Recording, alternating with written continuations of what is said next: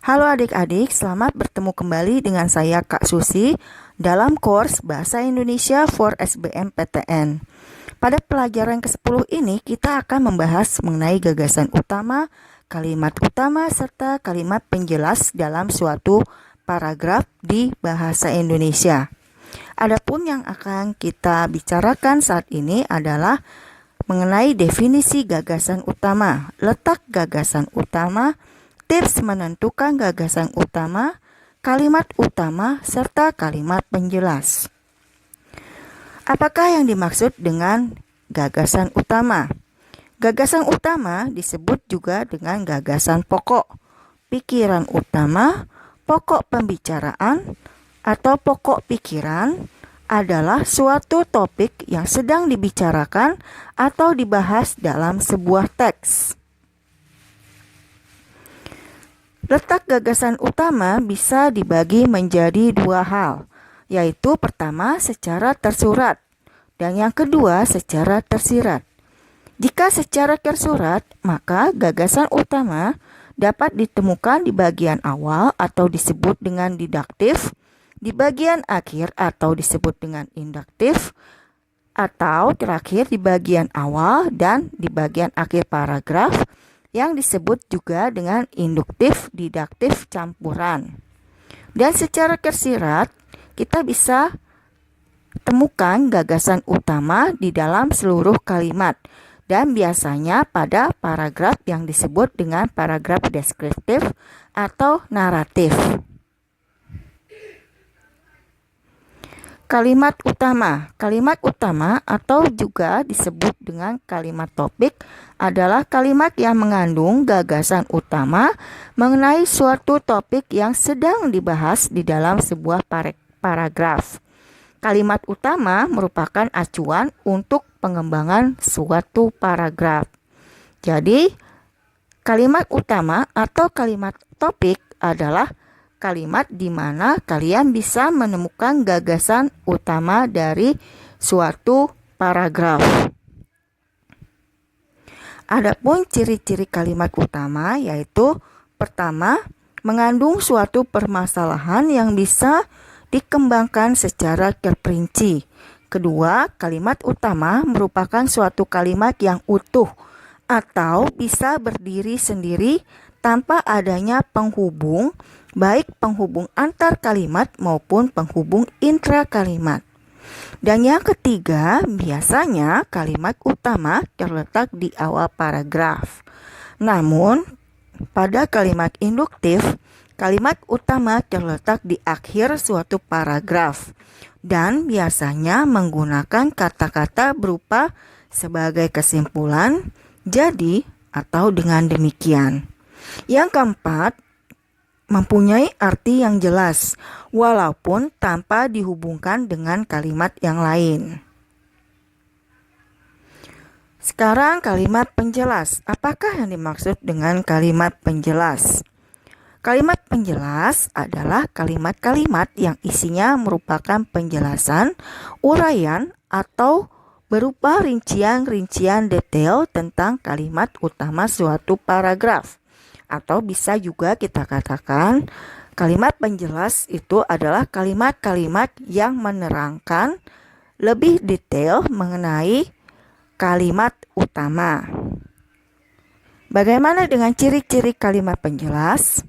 Yang pertama, kalimat penjelas adalah berupa dukungan suatu kalimat utama yang menyajikan deskripsi, contoh, perbandingan, alasan, dan penjelasan mengenai topik yang dibahas. Kedua, kalimat penjelas merupakan kalimat yang tidak dapat berdiri sendiri. Ketiga, kalimat penjelas memerlukan kata-kata hubung, seperti, bahkan, contohnya, terlebih lagi, misalnya, contohnya, dan lain-lain. Kalimat penjelas membutuhkan kata penghubung agar suatu paragraf menjadi coherence atau yang disebut berkesinambungan antar kalimat. Bagaimana Tips untuk menentukan gagasan utama. Pertama, membaca dengan cermat dan memahami apa yang sedang dibicarakan dalam teks tersebut. Yang kedua, temukan kalimat utama yang berada di setiap paragraf yang memiliki ciri-ciri. Pertama, mengandung topik permasalahan yang dapat dijabarkan lebih lanjut. Kedua, biasanya berupa sebuah kalimat lengkap yang dapat berdiri sendiri. Ketiga, memiliki arti yang jelas tanpa dihubungkan dengan kalimat lainnya. Keempat, dibentuk tanpa kata sambung atau transisi. Kelima, pada paragraf induktif, kalimat utama ditandai dengan kata-kata kunci berikut ini.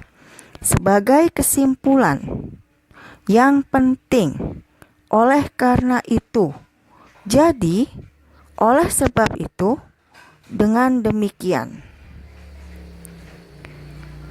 Contoh, kakak punya teks, bacalah teks berikut ini dengan seksama. Kemudian, kalian pilih gagasan utama dari paragraf di atas ini adalah yang mana menurut kalian yang paling tepat? Apakah A, ataukah B, ataukah C, ataukah D?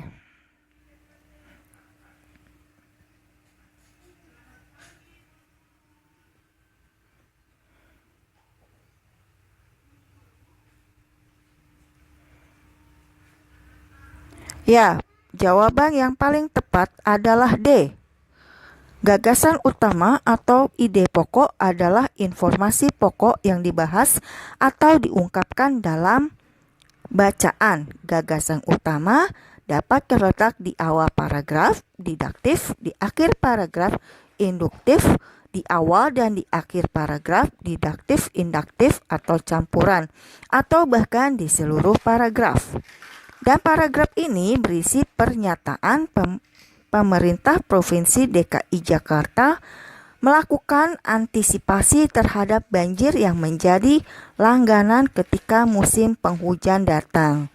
Pemerintah Provinsi DKI Jakarta melakukan antisipasi dengan cara melakukan normalisasi waduk dan simulasi terkait penyaluran logistik kepada warga saat banjir. Jadi, gagasan utama tersebut terletak di awal paragraf kalimat kedua. Sedangkan pilihan jawaban A, B, dan C merupakan kalimat penjelas atau kalimat pengembang. Baiklah adik-adik, semoga pelajaran kita hari ini dapat menambah wawasan kalian dalam menjawab soal-soal SBMPTN Bahasa Indonesia nanti. Selamat sukses!